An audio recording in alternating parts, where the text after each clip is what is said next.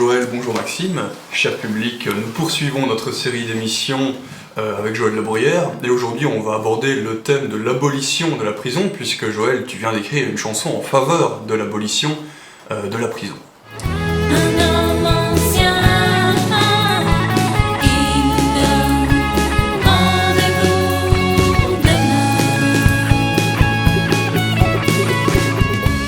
Je tiens à signaler que notre deuxième chaîne YouTube, Les Brigands d'après censure, a elle aussi été censurée ce lundi 15 juin 2020, ce qui nous montre que l'étau se resserre toujours davantage contre la pensée dissidente. Et donc vous pourrez retrouver notre clip abolition de la prison sur notre nouvelle chaîne YouTube, Les Brigands Plus, le lien s'affiche sous l'écran. Donc on écoute un extrait de cette nouvelle chanson et puis on passe à l'entretien. Abolition de toutes les prisons.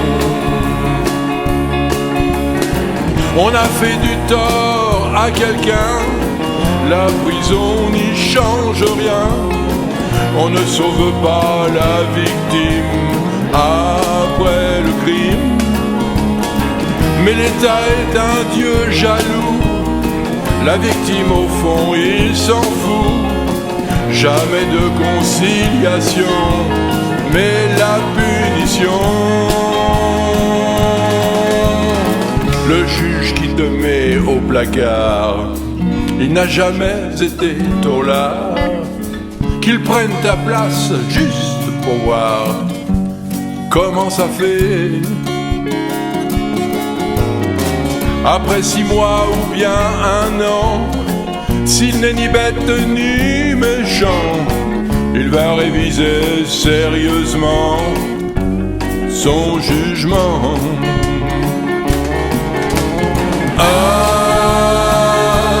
Abolition de toutes les prisons.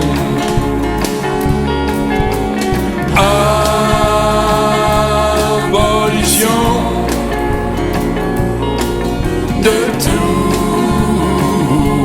les prisons.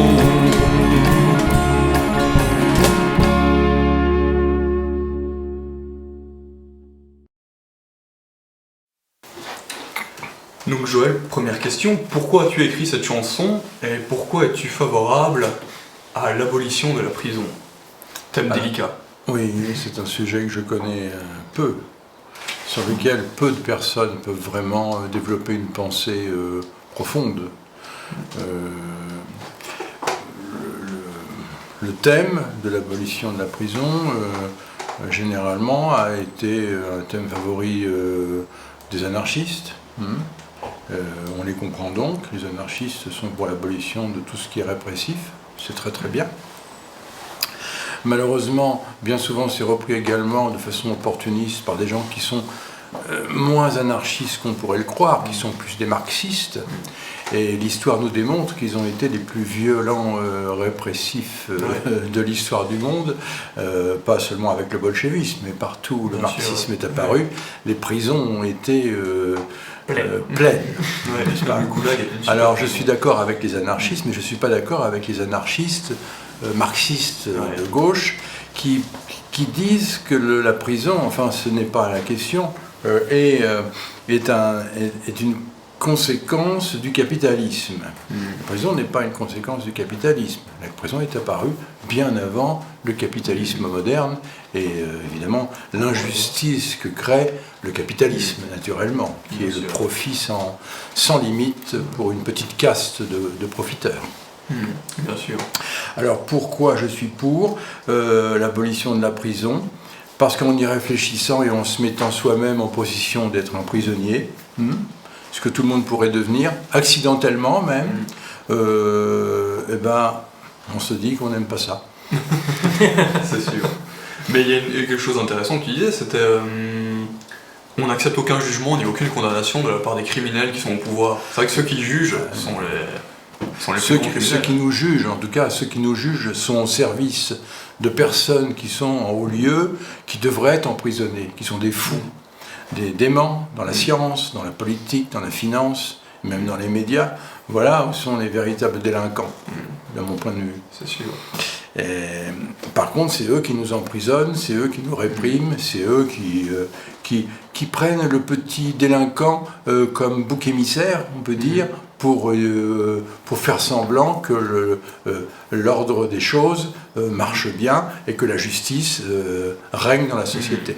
Ouais, tout à fait. Ce qui est intéressant, c'est quand on se penche sur l'histoire de la prison, on voit en fait que la prison n'a pas toujours existé. On voit en fait, par exemple, dans l'Antiquité, en fait, personne ne sait ça parce que les gens croient que la prison a toujours existé. Oui. Mais dans le monde antique, il n'y avait presque pas de prison en fait. Comment dans le monde antique, il n'y avait pas de prison? C'était en fait dans le monde antique quand un condamné était condamné à une peine de travail. C'est-à-dire que c'était du travail Ou forcé. bien une peine capitale si c'était grave. Pour les délits extrêmes, oui. Mais pour les petits délits qui nous mènent en prison, c'était en fait une peine de travail. Puisqu'on a une dette envers la société ou envers un particulier, on travaille pour la société ou pour le particulier pour rembourser sa dette. Alors que la prison, c'est l'inverse. C'est la société qui nous prend en charge et qui nous maintient dans un espace où au final, on a encore plus de chances de devenir criminel. Il y avait l'idée de réparation au départ. C'est ça, exactement. On a détruit quelque chose, on a fait du mal et on répare. Alors que la prison, c'est vrai qu'elle emmène vers quelque chose d'autre. Tout à fait. Tu répares par le service et le travail. C'est ça, oui. Par une forme d'esclavage, mais on sait que dans l'Antiquité, le mot esclave n'est pas compris comme il est compris aujourd'hui. Il est compris comme étant un serviteur. Oui, tout à fait. Tu es au service. Donc tu peux être au service d'une maison où, selon tes capacités, tu peux devenir intendant, tu peux devenir le secrétaire, tu peux devenir le jardinier, tu peux devenir le majordome de la maison même, plutôt que d'être enfermé dans une... C'est quand même intéressant. Mais surtout, le condamné est en relation et dans un milieu social où il est avec des gens sains, normaux, donc il peut changer positivement, alors qu'en prison, il se retrouve avec les pires criminels et de toute façon les chiffres sont parlants. Quand on voit le taux de récidive pour ceux qui sont emprisonnés et qui sortent, c'est 60% de récidive, alors que dans les expériences alternatives où en fait ils vont pas en prison mais ils sont intégrés, il y a des expériences qui ont été faites au Mexique, en Italie, etc., où on les met dans un contexte de travail forcé, ils sont accompagnés, etc., c'est 15 à 20% de récidive, contre 60% dans les prisons, donc ça nous montre clairement Donc le prisonnier dans l'Antiquité, sauf cas de force majeure, où il est exécuté, parce que parfois ils exécutent aussi, non? Bien sûr, dans les cas il a toujours la chance de pouvoir s'enfuir avec la fille de la maison.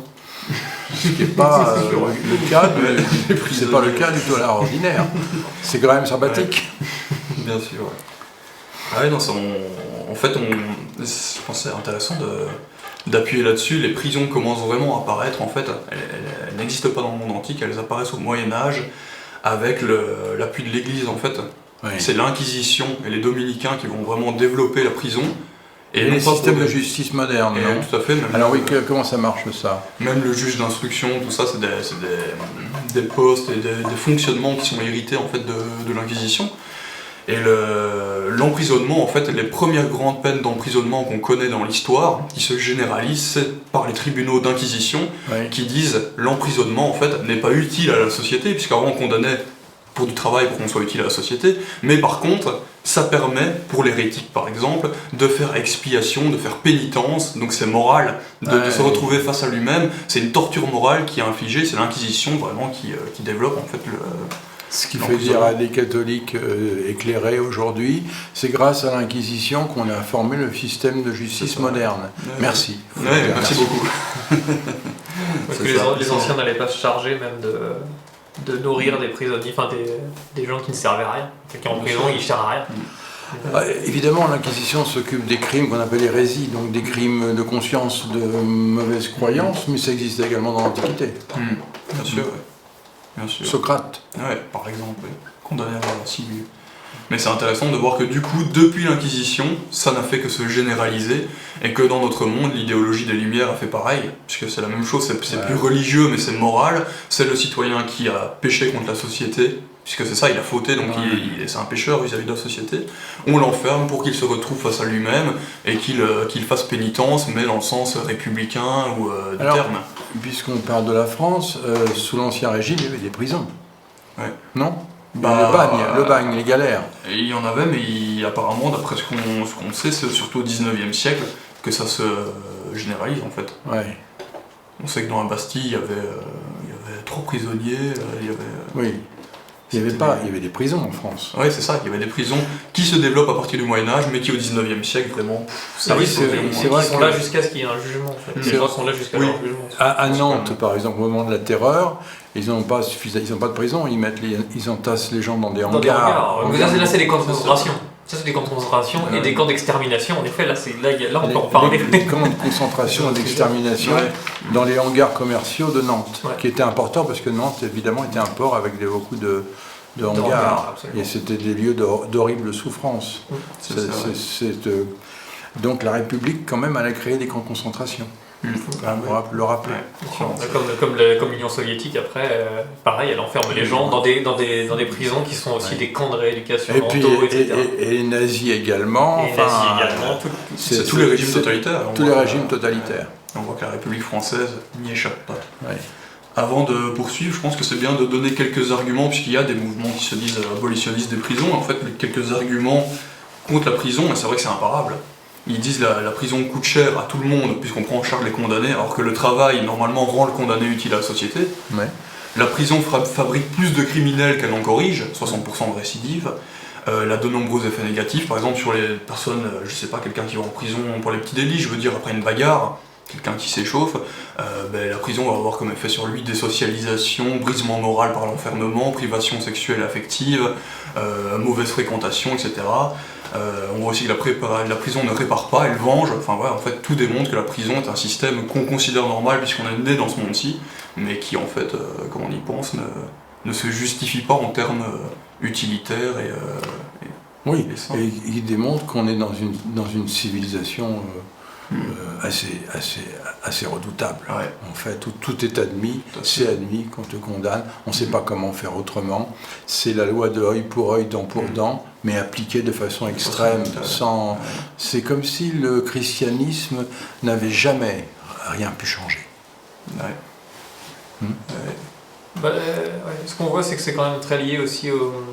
Comme tu le disais, la prison, elle se développe vraiment au 19e siècle, donc avec tout le développement de l'industrie et de la civilisation de masse, quand ça arrivé. Et on voit en effet, par exemple, j'imagine que les gens qui regardent ça, ils vont se dire, mais qu'est-ce que vous voulez mettre à la place des prisons? Et en effet, c'est pour ça que le problème des prisons, il est indissociable de tout le problème de la société industrielle et de la civilisation de masse dans laquelle on vit. Et évidemment, en fait, comme on vit dans une société où tout est globalisé et pris en très grand nombre, le juge, il ne connaît pas la personne qui va juger. Alors qu'il est fort probable que dans les civilisations antiques, etc., c'était déjà une échelle beaucoup plus humaine, où les gens se connaissaient, ou dans, je sais pas, chez les Germains, par exemple, dans les clans germaniques, on sait que la justice était extrêmement développée, puisqu'ils avaient déjà les systèmes de divorce, le droit des femmes était très très fort. Donc on peut imaginer en effet que à ce moment-là, le système de prison n'était pas forcément en vigueur, mais en effet, il y avait tout un système de réparation beaucoup plus humain, beaucoup plus en adéquation avec la réalité de la personne qui a fait un crime. Bien sûr. Ouais. Pourquoi il a fait le crime, etc. Alors qu'aujourd'hui, en fait, c'est juste... la prison serait une conséquence de l'industrialisation, quand même. Et de la surpopulation. Industrialisation. Ouais. Donc en étant abolitionniste de la prison, on est contre le phénomène du monde industriel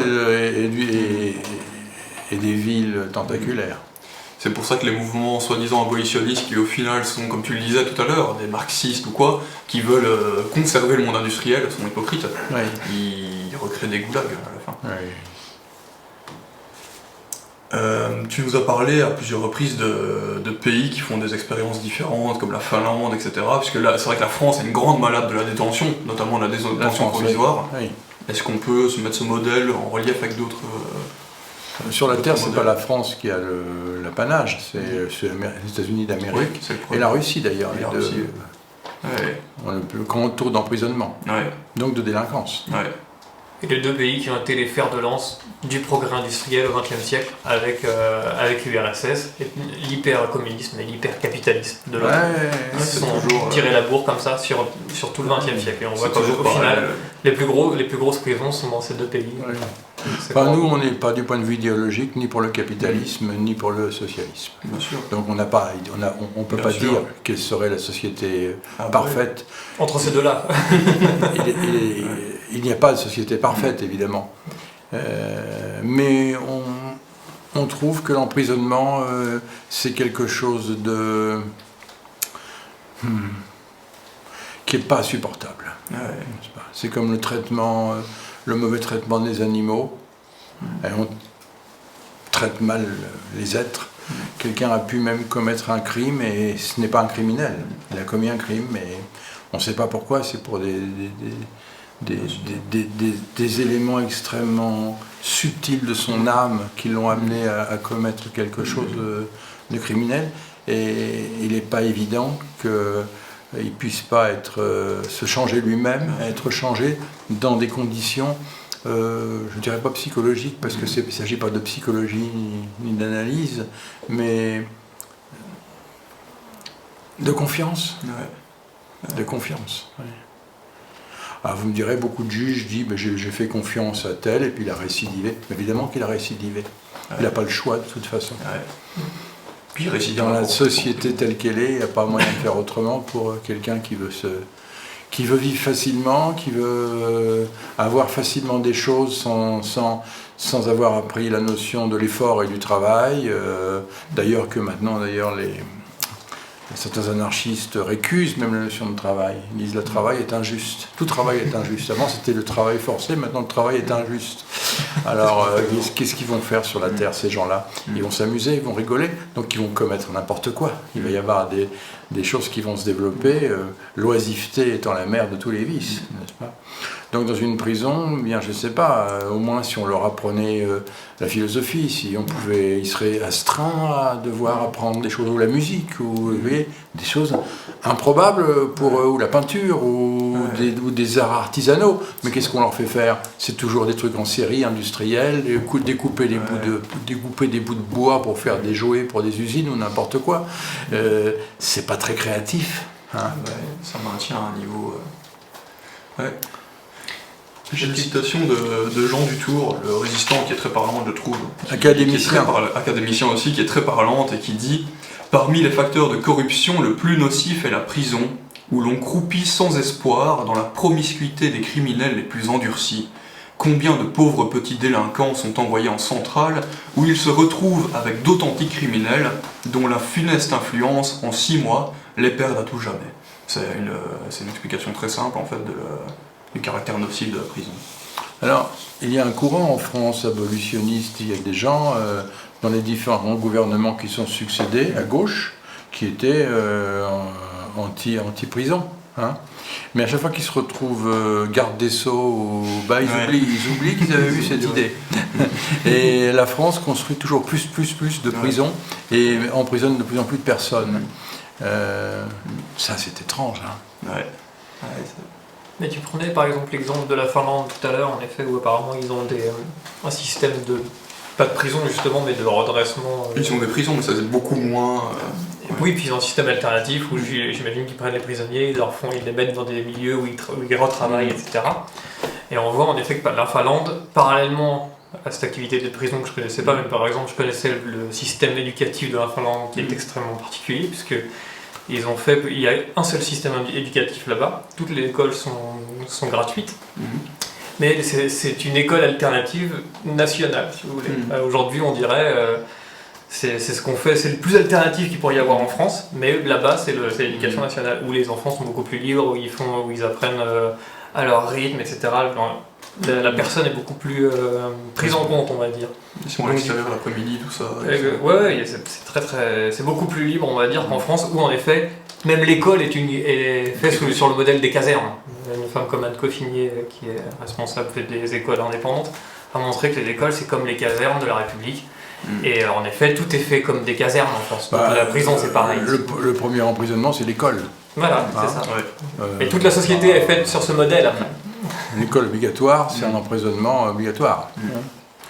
Et puis tu dis bien dans la chanson, abolition de toutes les prisons. Oui, donc, bah oui, parce que toutes les prisons, il y en a des prisons. Des prisons morales, des prisons... les prisons, par exemple, la prison dans laquelle on est, c'est interdiction d'exprimer des idées qui ne sont pas officielles. Vous voyez, ça c'est... une loi qui essaye de la faire repousser, cette loi. Mais elle repassera de toute façon, parce que quand ils essayent de faire passer une loi répressive, ça recule, et puis après ça recule d'un pas et ça avance de deux, puisque de toute façon, le système est inéluctablement répressif. N'est-ce pas ? Pas seulement sur les délits physiques, les crimes, les vols, mais il devient après répressif sur ce que tu penses. Et ça, c'est la tradition de l'Inquisition. Tu es coupable de penser mal. Et là, les révolutionnaires, les gauchistes, les anarchistes devraient se dire, mais si je suis un véritable anarchiste, que je veux l'abolition de la prison, je dois laisser chacun penser ce qu'il veut et exprimer ce qu'il veut, même si ça me déplaît. Voyez ? Or, ils sont répressifs. À gauche, on est extrêmement répressif. On l'a vu avec le mouvement Antifa. C'est un mouvement fanatique qui veut empêcher des personnes de s'exprimer librement. Oui, c'est la GPU, quoi. C'est leur idéologie qui compte. Alors, qui ne me parle pas, ces gens-là, d'abolition de la prison, puisque eux-mêmes pourraient nous mettre en prison. Quand ils nous interdisent. Et le plus grand censeur, c'est le système médiatique, qui interdit à toute pensée non officielle. Je ne parle pas forcément de pensée politique, mais si on remet en cause par exemple, il y a tout ce qui est le fake news et le conspirationnisme. Mais si des gens ont envie d'être conspirationnistes et disent le gouvernement nous ment, ou les États-Unis d'Amérique ont fait telle chose et c'est un bluff, ou alors il n'y a pas eu d'attentat autour du 11 septembre, c'est les Américains qui ont organisé ça, des services intérieurs, et puis peut-être même, personne n'est jamais allé sur la Lune, et puis c'est un film qui a été monté par Kubrick dans un studio, et alors, pourquoi ils n'auraient pas le droit de le dire ? Pourquoi on dit cette... Vous voyez ? Donc, nous, en tant qu'une forme, quand on dit qu'on est abolitionniste de la prison, c'est vrai qu'on se place sur le plan anarchiste. Liberté. Laissez les choses se faire. On verra bien.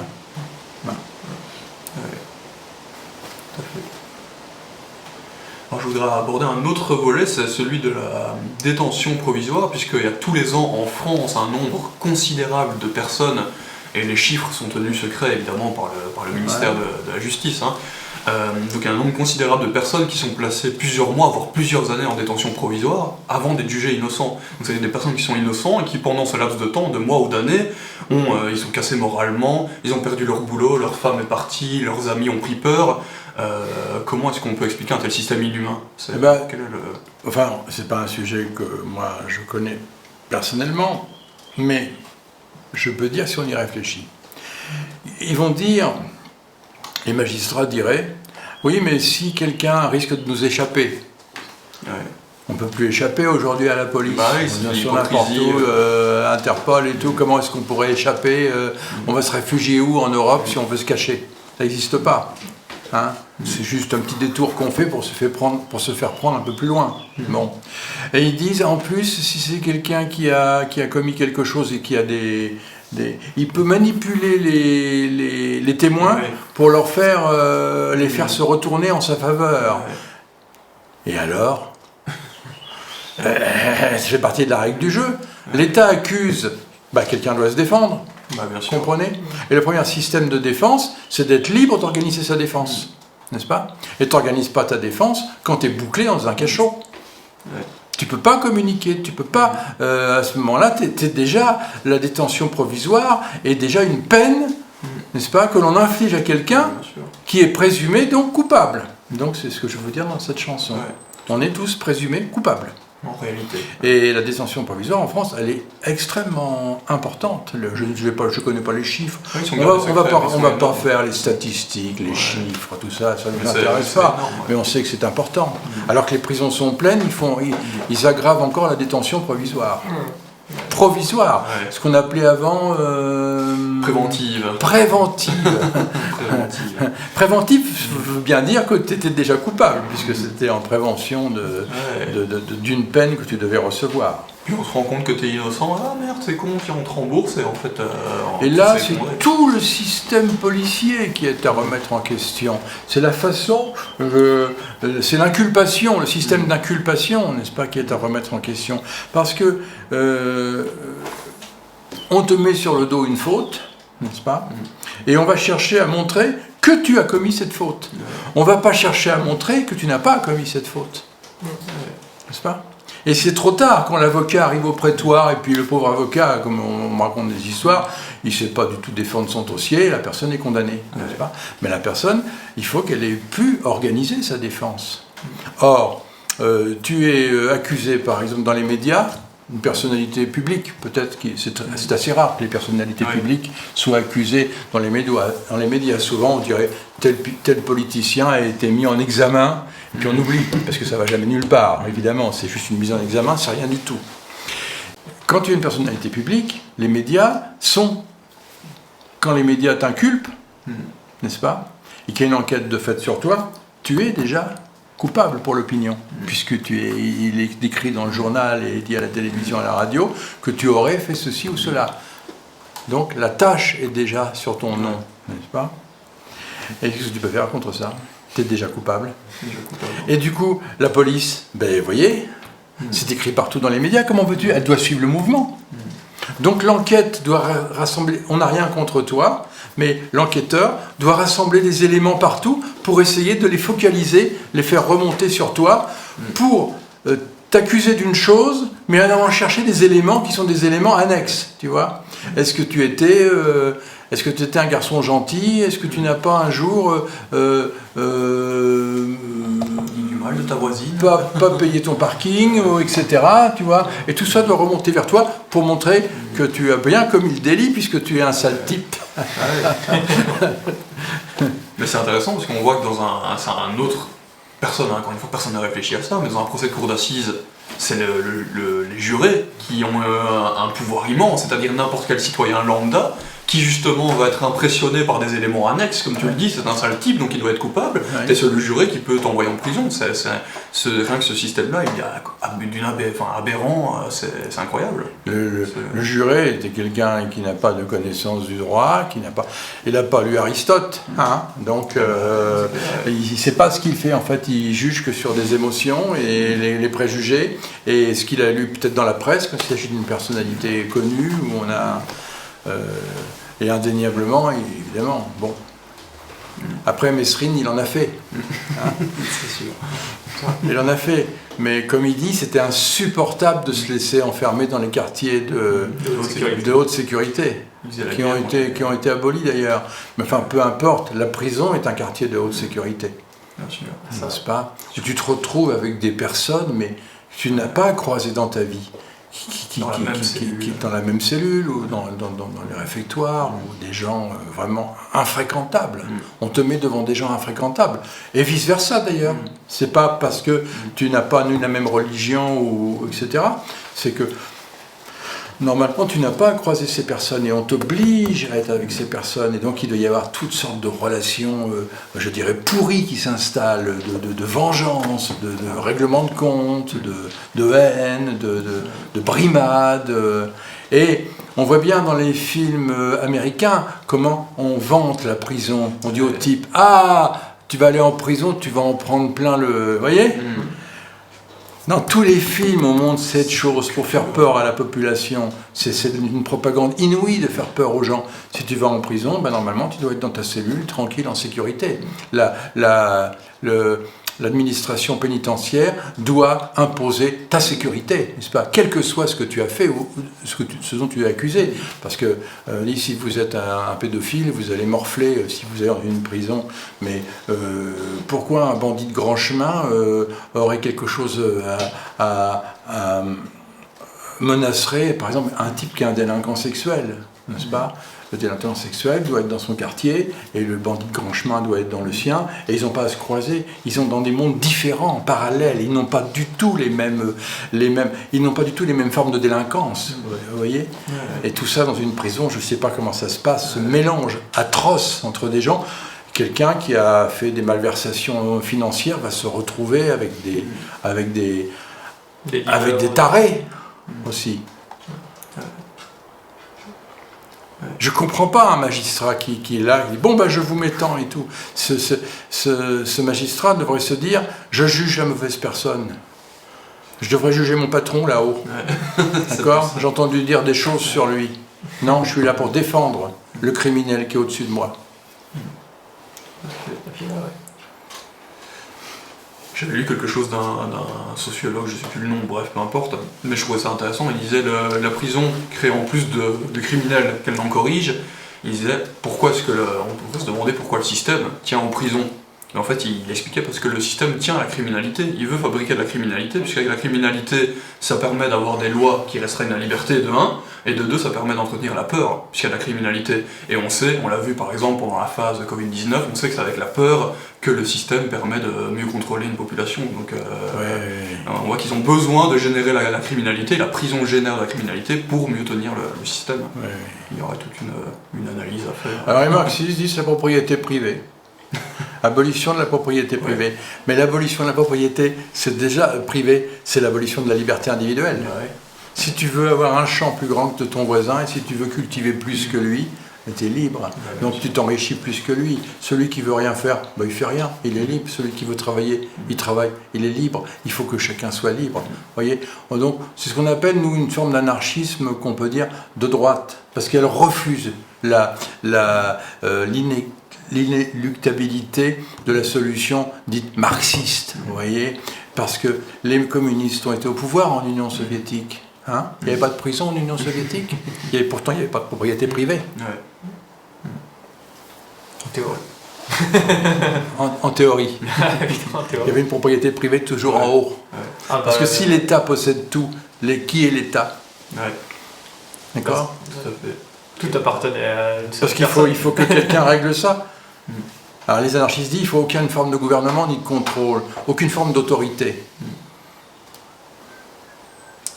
Là aussi, c'est un sacré problème. Ouais, inévitablement. Comment est-ce qu'on organise la vie des gens, la vie sociale, avec tout ce qu'il y a comme problème, sans que ceux qui l'organisent aient une certaine autorité? C'est les problèmes profonds, les problèmes de la liberté, tout ça. Ouais. Je pense qu'il y a pas. On parle de quelque chose qui est assez insoluble, n'est-ce pas?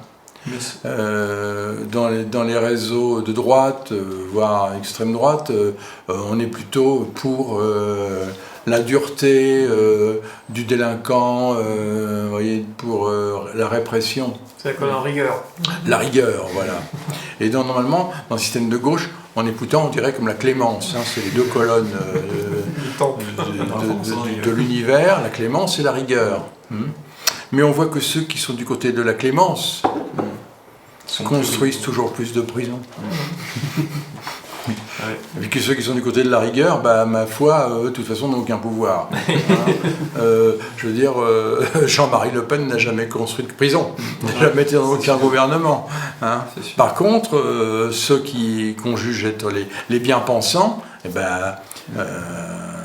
bon, maintenant, Christine Taubira. Christiane Taubira, elle a quand même dit qu'elle était abolitionniste de la prison. Oui. Alors moi on me dit après, elle l'a dit parce que son fils était en tôle.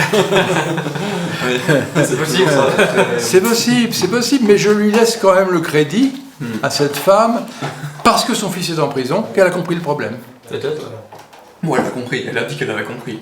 Parce qu'elle a quand même été garde des Sceaux, on n'a pas vu prison. Oui, pour faire sortir son fils, elle a fait sortir d'autres personnes pour que ça pouvait être, bien sûr. Parce que pendant, par exemple, l'épidémie, là, que vous appelez ça, le Covid-19. Oui, le Covid-19, appelons ça comme on veut. Ils ont voulu libérer à un moment les prisons, les désengorger pour dire il y aura moins de promiscuité, donc moins de contagion, d'accord? Donc ils ont libéré des gens. Oui. Pendant ce temps-là, ils mettaient de plus en plus de gens en détention provisoire. Donc des innocents. Hein. Des innocents. Présumés innocents. Ouais. Ils ont libéré des gens qui étaient supposés être coupables et ils ont emprisonné des présumés innocents. Chercher l'erreur. Chercher l'erreur.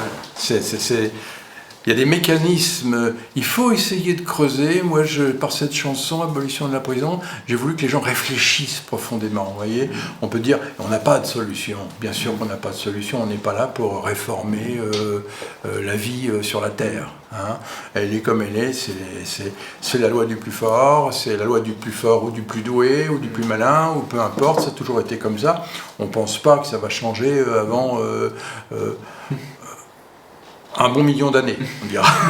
Hein, quels que soient les régimes, toutes les tentatives qui vont être, les expériences qui vont être tentées, parce qu'il faut faire confiance, l'être humain veut la justice, il veut que les gens soient heureux, enfin je veux dire, tout le monde voudrait ça, bien sûr, mais on prend pas du tout cette voie-là.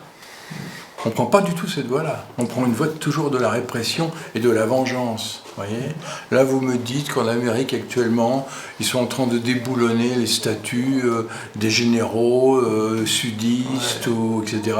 Mais moi, j'ai vu qu'il y avait là-dedans des statuts aussi de Noirs qui étaient des officiers dans l'armée du Sud. Non, il y en a des... il les déboulonne, ces statuts-là. Quel sens ça a, tout ça ? Cette espèce de symbolisme, c'est comme après la chute de l'Union soviétique, déboulonner les statues de Lénine et tout, alors que les Russes, basiquement, ont plutôt un sentiment favorable par rapport à Lénine, non ? On voit bien. Il en reste là-bas aussi. Ça fait partie de leur histoire. Nous, ça fait partie de notre histoire. Louis XVI, Louis XVI, Napoléon, quel qu'il soit. Il y a une société saine, elle intègre tous ces éléments. Elle intègre toutes ces idéologies, elle intègre toutes les philosophies, elle intègre toutes les confessions.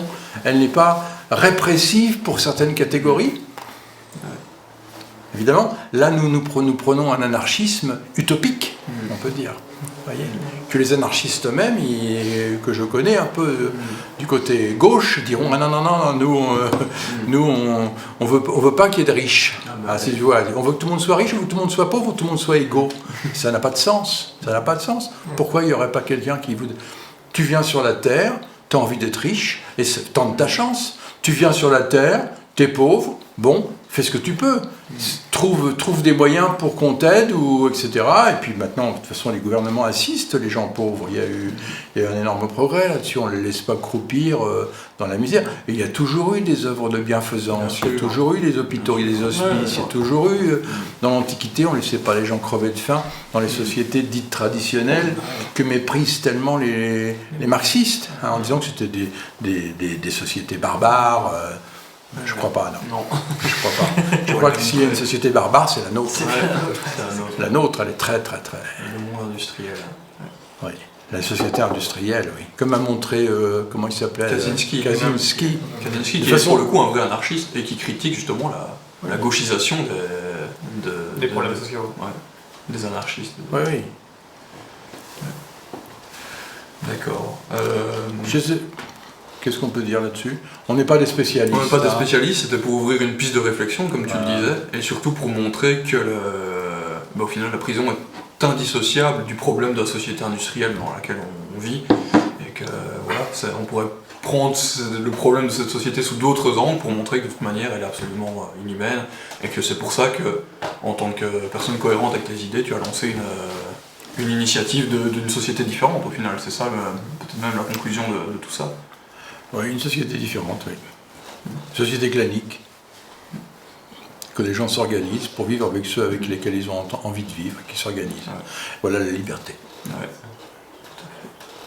Pas de règles communes pour tout le monde.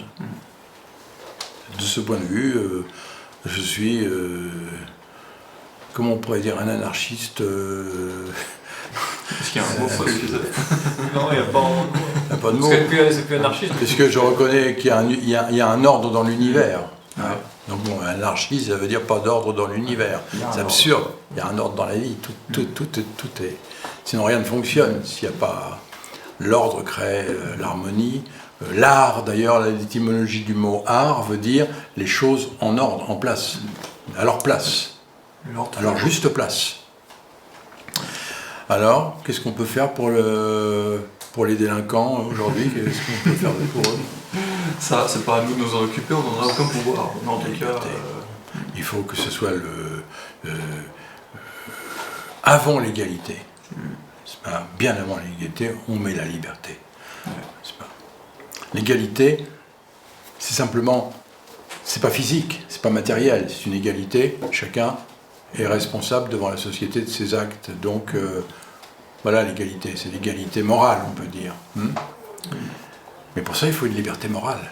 Et la liberté morale, liberté de croyance, liberté de conscience, liberté de réunion, c'est les 3 grandes libertés d'expression, et elles ne sont pas respectées. Donc une société comme la France, qui écrit liberté, égalité, fraternité, doit être la première à les faire respecter. Et la liberté, la première liberté, c'est la liberté de conscience et d'expression de mes idées, quelles qu'elles soient.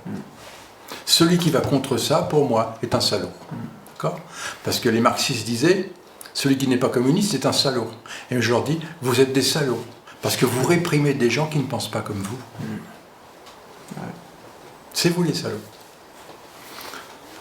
Et les salauds, les criminels, eh ben, ils sont dans les hautes sphères, intouchables évidemment. Eux ne seront jamais, quand ils sont délinquants, sur différents plans, on n'abordera pas tout de suite, mais on pourra reparler, on en a déjà parlé là-dessus. On a déjà évoqué ben, ils sont intouchables. Voilà.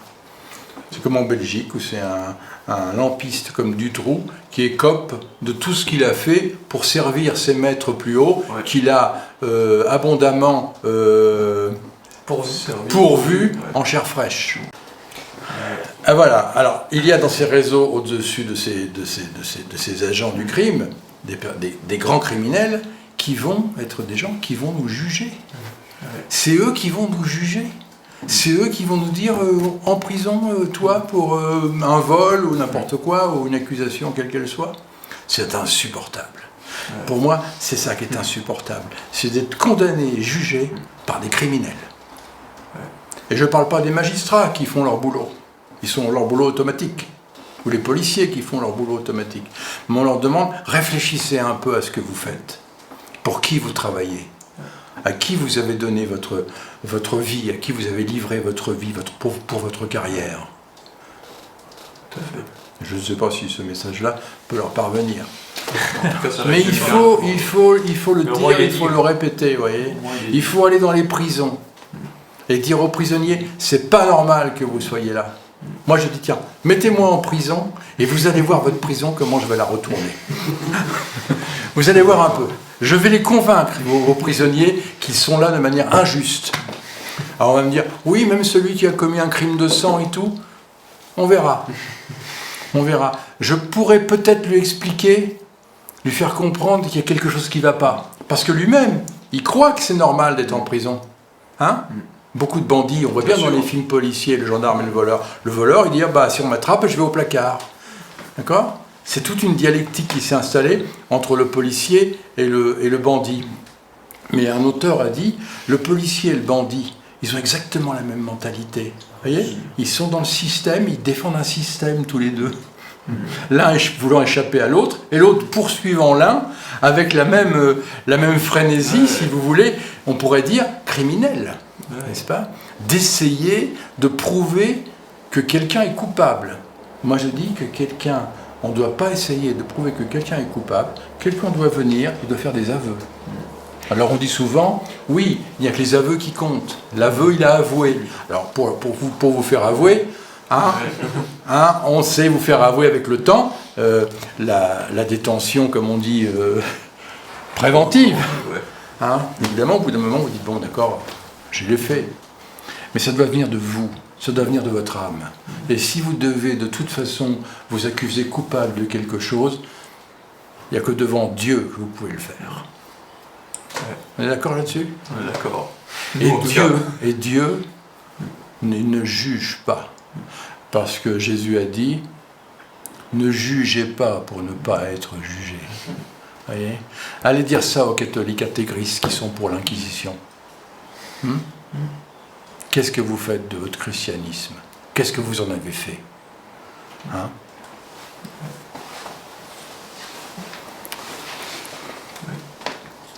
Bon, je pense que c'est un bon mot de fin, à moins que tu veuilles rajouter autre chose. Non, je n'ai rien à dire de plus.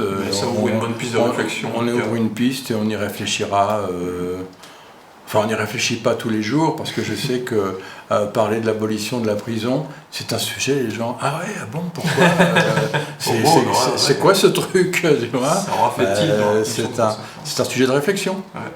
Il faudrait même en parler et former là-dedans les prisonniers dans toutes les prisons pour leur dire pourquoi est-ce que vous êtes là, et il faut abolir ça, qu'est-ce que vous faites vous-même? Ça se trouve, là-dedans, il y a des gars qui vont dire, mais c'est vrai, je suis déconnant, je suis pris dans un système, je vole, je deal, je fais des conneries,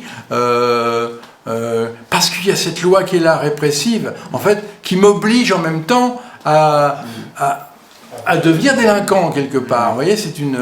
c'est un cercle vicieux. C'est un cercle vicieux. D'accord, ben merci en tout cas pour ce début d'exploration qui j'espère pourra éveiller un peu la conscience de certains. À bientôt.